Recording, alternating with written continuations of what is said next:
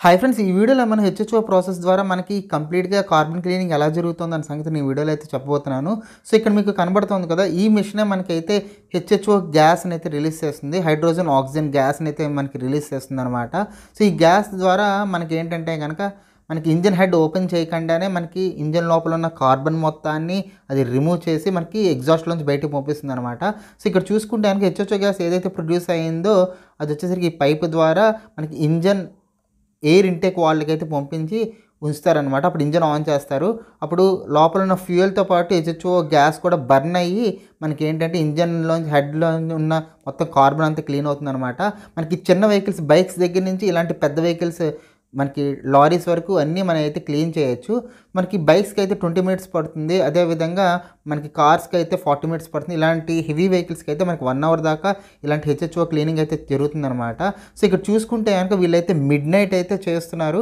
ఎందుకంటే చాలా heavy vehicles వచ్చేసరికి మిడ్‌నైట్‌లో వాళ్ళు ఫ్రీగా ఉంటారు కాబట్టి మిడ్‌నైట్‌లో కూడా వీళ్ళైతే సర్వీస్ అయితే ప్రొవైడ్ చేస్తున్నారనమాట. సో, నేను లక్ష్మీ కార్బన్ క్లీనింగ్ సెంటర్‌కి అయితే వచ్చాను.